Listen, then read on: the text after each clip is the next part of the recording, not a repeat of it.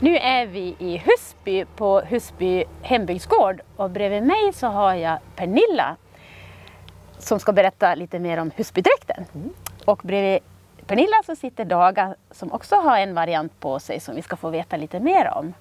Men Pernilla, berätta först, vad är det du har för variant? Jag har kyrkdräkten kan man väl säga, som man har till bröllop, dop, begravning, kyrkliga högtider. Och Daga har varianten lite mer vardagsbetonat. Enklare högtid kan man kanske säga. Ja. Ja. Men Husbydräkten, berätta lite mer om historien om den. Ja, det var 1927 till 1929 som Karl Trotzig var ute på och dokumenterade i bygden. Han hade väl gått igenom Hedemora direkt före och sen åkte han runt på gårdarna i Husby och försökte leta material, gamla dräktdelar och så. De hittade lite plagg, någon sjal, några bindmössor, något förkläde och sen gjorde han en dokumentation eller nedteckning som han skrev att dräkten torde kunna se ut, stod det. Så det var hans dokumentation. Och då tänkte han då kanske att som dräkten torde ha sett ut på 1800-talet, var det han? Ja, jag skulle nog tro att han syftade på 1800 någonting. Ja. Och som i många av de här områdena, när vi är i södra Dalarna, så har det varit mycket modekläder också. Ja. Men han letar väl intensivt efter att... Ja, de hittade inte så mycket, men nu på senare år så har det kommit fram lite mer dräktdelar som har kommit till. Så den varianten du har på dig då, det kan man säga är en konstruktion efter Trotzigs uppteckningar, eller? Ja, sjalen är väl som en kopia eller lite av den sjalen de hittade. Ja. Och förklädet, det är likadant. Både Hedemora och Säter tror jag har lika förkläde också.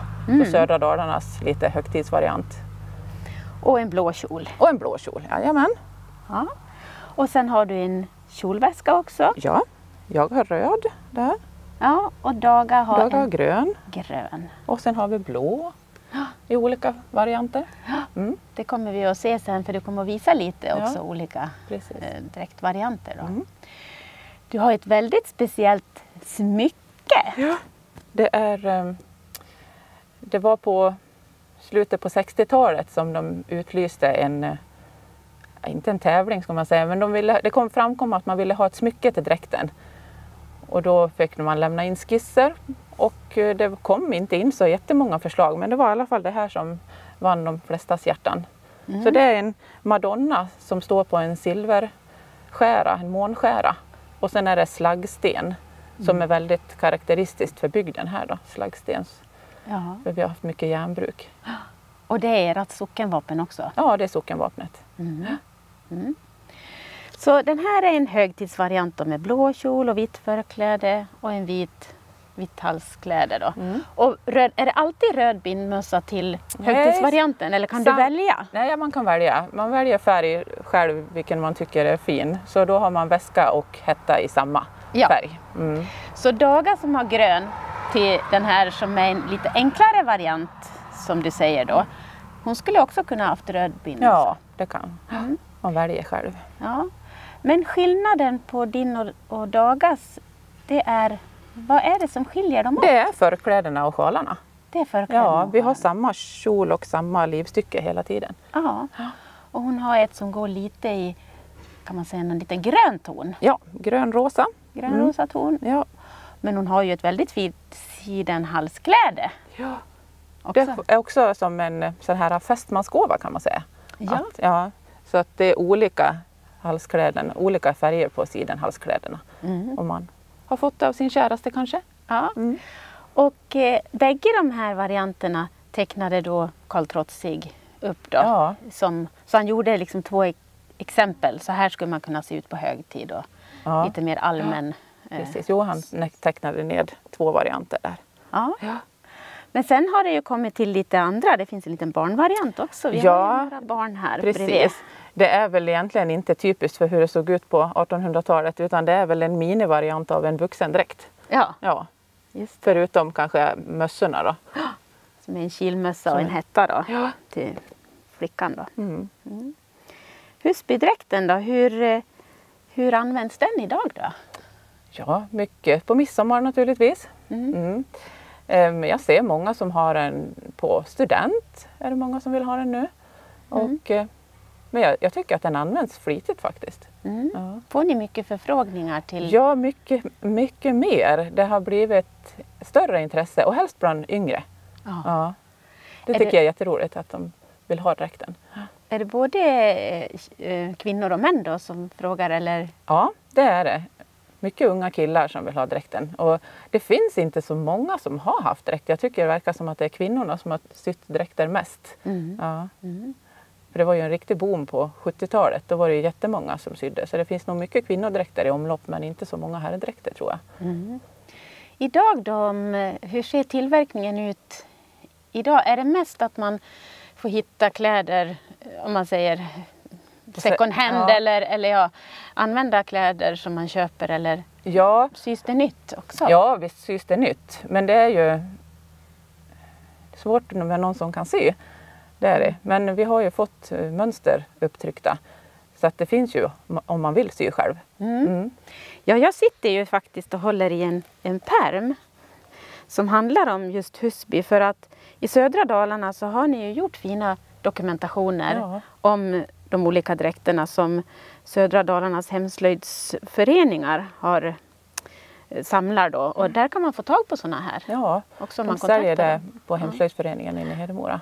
Och i den här pärmen så är det ju faktiskt omfattande kan man säga. Både med, det är damdräkten då, kvinnodräkten då som är. Det finns inte herrdräkten också. Det finns det herrdräkten också. Så att det är både sömnadsbeskrivningar och lite historik och sådär. Så ja, lite historik i början och sen sömnadsbeskrivningar, en del vävnotor och sen mönstren om man vill ha till livstycket så det får man köpa separat. Det köper man separat då. Så då vänder man sig till södra Dalarnas hemslöjdsförening, ideella hemslöjdsförening om man är intresserad av en sån här pärm då. Få tag på material då? Men det är det som är det stora problemet tycker jag med i dräktsammanhang nu. För att det är ju sådana material som kanske inte tillverkas så mycket nu. Och sen hemvävda då. Båda förklädena, både det här vita och det gröna. Då måste man väl väva själv då. Eller vi har haft tur som har haft en vävstuga i Hushållningssällskapets regi som har vävt upp en hel del tyger. Men det börjar ju sina på lagren så att det skulle behövas vävas nytt. Just det. Ja, så då man skulle behöva ha tag i någon som väver. Så om man kikar nu på det här programmet och blir sugen på en Husbydräkt, hur gör man då? Hur går man tillväga för att kontakta hembygdsgården här eller föreningen här i Husby? Så kan jag försöka hjälpa till med material i den mån vi har. Och försöka vägleda då, vad man kan få tag i. Det kanske annonseras också i något lokalblad och så här, eller hur? Tänker du på dräkter som är... Om det finns sådana som vill sälja sina. Ja, alltså det måste ju finnas ganska mycket dräkter som är uppsydda på 70-talet. Och jag tänker om någon har dem i sina gömmor så är det ju faktiskt mycket yngre som skulle vilja ha en dräkt som man skulle tänka på det och kanske sälja den om inte man har någon som vill ärva den efter sig. Det som jag har sett nu på senare tid faktiskt, bara senaste månaden, det är att många gör såna här Facebook-sidor med liksom, vi som gillar Mockfjärdsdräkten eller vi som gillar. Och där har jag sett att det liksom byter delar förekommer lite. Jo, det skulle vara. Jo, för det är ju det som är det, att svårt att få tag i material och sen kanske sömnadskunskaperna. Det finns ju några i Dalarna som tar åt sig och syr dräkter men det är ju en kostnadsfråga. Såklart. Ja, så är det. Det är lite dyra material. Men det var spännande att få komma och höra om Husbydräkten och du ska ju visa lite olika varianter nu på de här fina dockorna som vi har ställt upp här. Precis. Men stort tack både Daga och Pernilla för att vi har fått komma hit och fått lära oss mera om Husbydräkten. Tack ska du ha. Tack så mycket. Tackar. Då ska jag presentera dräkten lite närmare. Då har vi längst bort så har vi en man och en kvinna som kvinnan har högtidsdräkten på sig. Vitt förkläde och vit sjal.